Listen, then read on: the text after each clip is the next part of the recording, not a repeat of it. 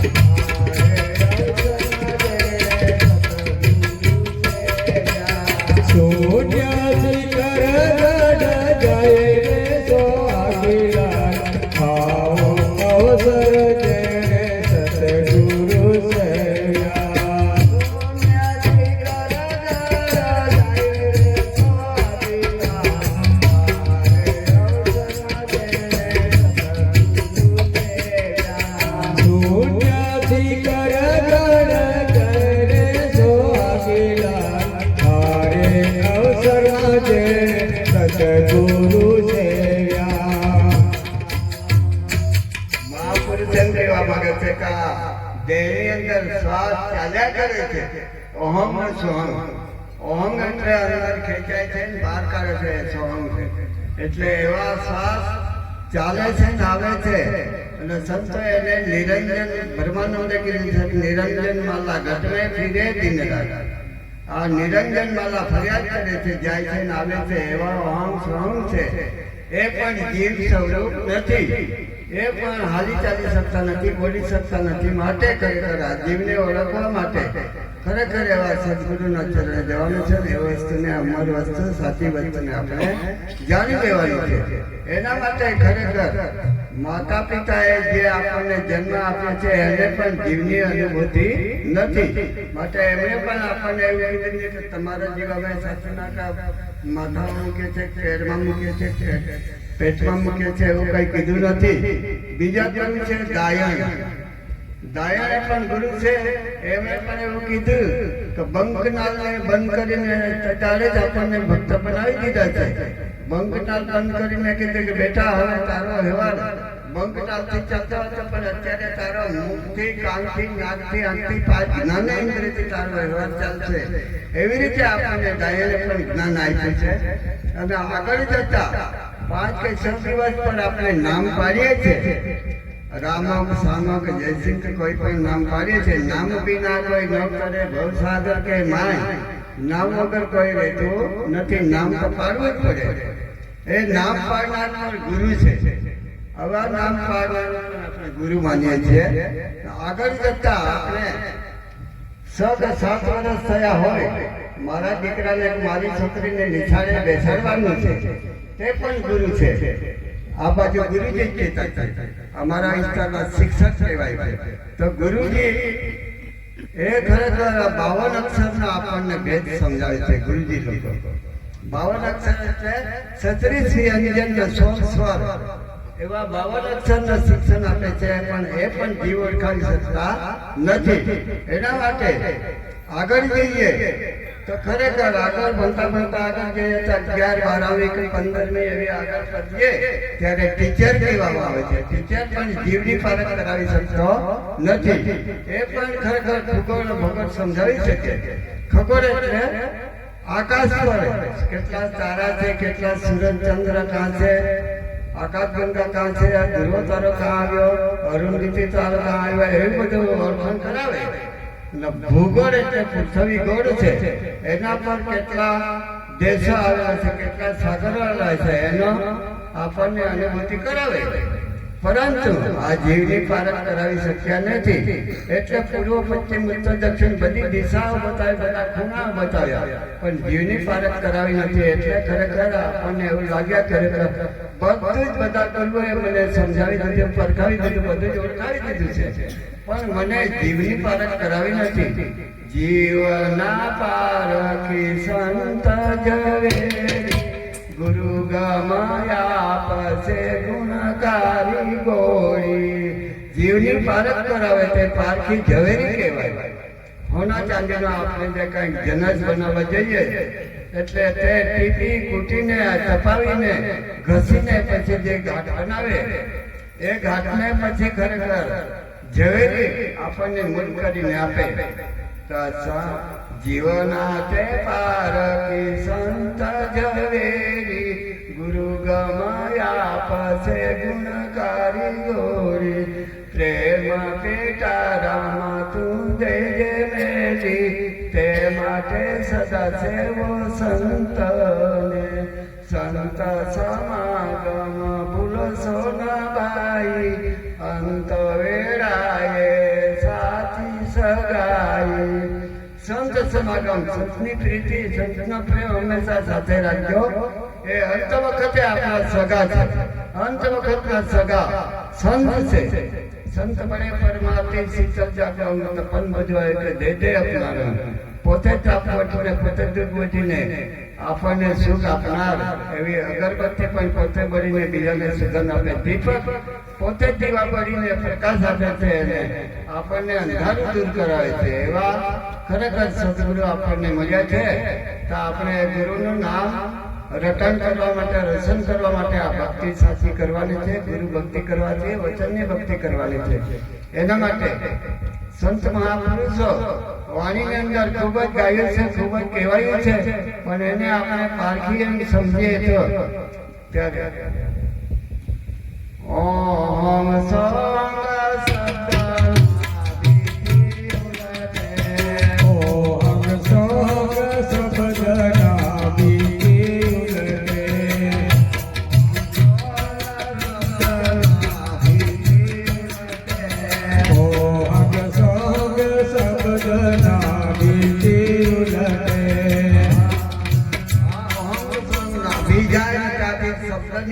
થઈને ઉપર આવે છે ત્યારે શબ્દ બહાર નીકળે છે, ત્યારે આપણે કાન દ્વારા સાંભળીએ છીએ. શબ્દ એ શું છે એ જાણવા માટે ખરેખર સદગુરુ ની જરૂર છે. શબ્દ નાભીથી ઉલટ મારીને આપણે પરાપશ્ચિમથી મધ્યમ વહી કરીએ બહાર પડે છે. ત્યારે આગળ શું મહાપુરુષ કહે છે? આરે અવસરમાં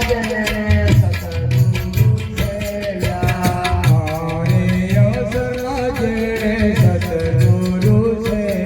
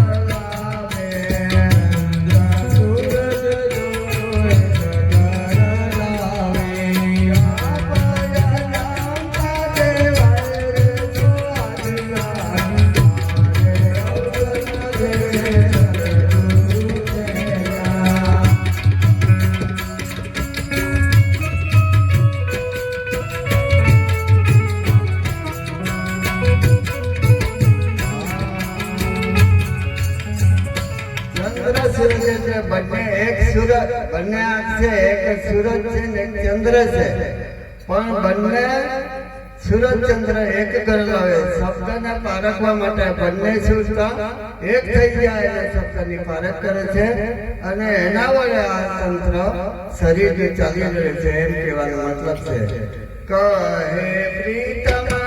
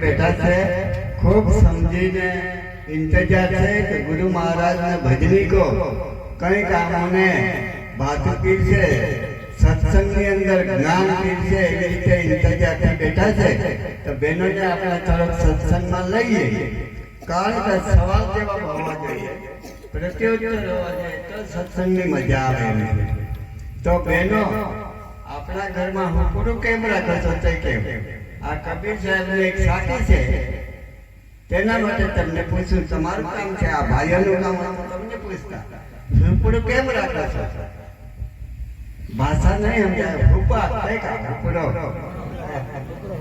ઉપડે જ ઉપડે જ આ કાન ઉપડેલા કાન કરે તો આ કાન સત્સંગ આપણે કરવાના છે તો પ્રત્યેક તો બોલવું તો પડે ને જવાબ આપવો પડે એને કહેવાય સત્સંગ સવાલ અને જવાબ હાજર જવાબ તરત જ મળવું જોઈએ એને કહેવાય સત્સંગ ત્યારે કબીર સાહેબ એમ કહે છે સતગુરુ ऐसा कीजिए जैसा शुभ सुभाय सार सार तो गाह है थोथा देहुगा એવી રીતે કબીર સાહેબ કહે છે આપણે નથી કહેતા કબીર સાહેબ ની વાણી છે સાચી છે તો આ હુકડું કીધું છે હુકડું કેમ જરૂર પડે છે બોલો બેન કામ તમે કરો છો આ ભાઈઓ કરતા તમને પૂછતા એમની બી વાણી આવવાની છે ભાઈઓની બી પણ તમને પૂછું તમે સત્સંગમાં બેઠા છો તો કઈ લઈ જવું પડે સમજવું તો પડે ને બોલો બેન હુકડો કેમ રાખો છો તો કેમ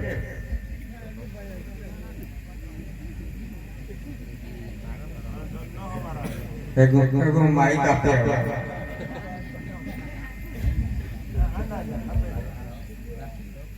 બોય ન જાતા ઉપર ન આખાય તો કઈ આપણને ફૂફડો અસાર વસ્તુ આગળ ફેંકે, ખરાબ વસ્તુ કચરો આગળ ફેંકે, સાર વસ્તુ ઉપરા બાજુ રાખે. એટલે આપણે પણ સાર વસ્તુ આપણા બાજુ રાખવાના શીખતા જઈએ. સાર એટલે સત્સંગ, સંસ્કાર, જે જ્ઞાન છે, સંસ્કાર છે. પતિવ્રતા શું છે એ સમજવાની જરૂર છે. પતિ પત્ની બંને રસાસન ગાળું છે. એ ગાળું ફેંકવા માટે પતિ અને પત્ની બંને પૈડારું છે. એટલે આપણે સંસ્કાર લેવાનું છે. અસાર વસ્તુ દૂર ફેંકવાના છે. અસાર વસ્તુ શું છે? દારૂ છે, ગાંજો છે, અફીણ છે, બીડી છે, ચુટકી છે, ગુટકા છે, વિમલ છે, તમાકુ છે. આવું બધું જે અસાર વસ્તુ બહાર ફેંકી દેવાનું, એ આપણી પાસે રાખવાનું નથી. આપણી પાસે સાચી વસ્તુ રાખવાનું છે. સાચી વસ્તુ બીજાને આપીએ તેમને પણ કંગાળ થાય એવી વસ્તુ આપણા પાસે રાખવાની છે. એના માટે આ બહેનોને એના માટે પૂછવાનું કે સફળો અસાર વસ્તુને બહાર ફેંકી દે, સાર વસ્તુ એમની પાસે રાખે. પછી આપણે ખરેખર આગળ વધીએ તો ખરેખર આપણા જે મનુષ્ય જન્મ ઉત્તમ છે એ કઈ બાર આવ્યો નથી. આર્ય અવસરમાં જણે સદગુરુ છે વસ્તુ તો દેહમાં બતાવ્યા. ગુરુ મહારાજે આ દેહની અંદર સાચી વસ્તુ, અમર વસ્તુ જે કઈ છે આપણા દેહની અંદર પરખાવી છે ને અરખાવી છે. આપણે તો ગીતા વાંચીએ છીએ. ગીતામાં ભગવાને એવું કીધું છે, આ આત્માને પાણી ભીંજવી શકતો નથી, અગ્નિ બાળી શકતો નથી, પવન સૂકવી શકતો નથી. એવી વસ્તુ આપણા દેહની અંદર છે એ આપણે સમજવાની જરૂર છે. ગીતામાંથી કીધું છે પણ એ થિયરી છે, પણ પ્રેક્ટિકલ આપણી અંદર લેવાનું છે, સમજવાનું છે. એના માટે ગુરુમુખી થવા માટે ગુરુ એવા વચની ગુરુ અને જ્ઞાની ગુરુ પાસે જવાની જરૂર છે. જ્ઞાની ગુરુ શોધીને આપણે એ અમર વસ્તુ, સાચી વસ્તુને સમજવાની છે. ત્યારે ખરેખર સંતો હંમેશા સાચી વસ્તુ માટે ખરેખર આ જન્મની અંદર ભક્તિ કરે છે.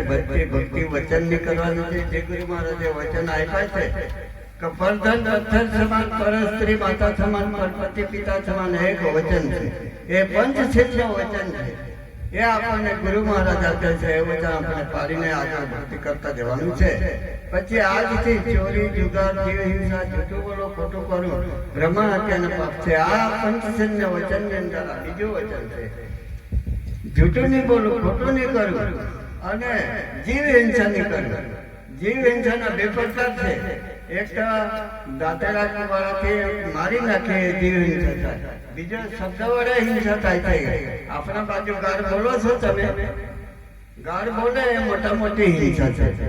આપો અહીં ગાય ગઈ આખી દેખાવ કઈ ગાય ગઈ.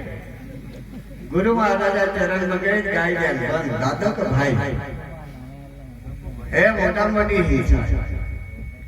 ખરેખર આવી વસ્તુ ગુરુ મહારાજે પંચશીલની વચન આપી છે. એ વચન પાડીને રહેવાનું છે. ચોરી, જુગાર, ચોરી કરે તો જેલ થાય અને ઇજ્જત જાય અને એનો વિશ્વાસ નહીં રહે. એના માટે ચોરી, જુગાર, એ તો પાંડવ લોકો 84,000 દેશના રાજા હતા, છતાં એ લોકોને ટકી શક્યું નથી. એ લોકો હારાઈ ગયા, નાશ થઈ ગયા. આવી વસ્તુ આપણે કરવાની જરૂર નથી. એના માટે ગુરુ પંચમુખની પંચશીલનું વચન આપે છે. એનાથી મુક્ત રહેવા માટે ગુરુ મહારાજે આપણને પંચશીલનું વચન આપ્યું છે.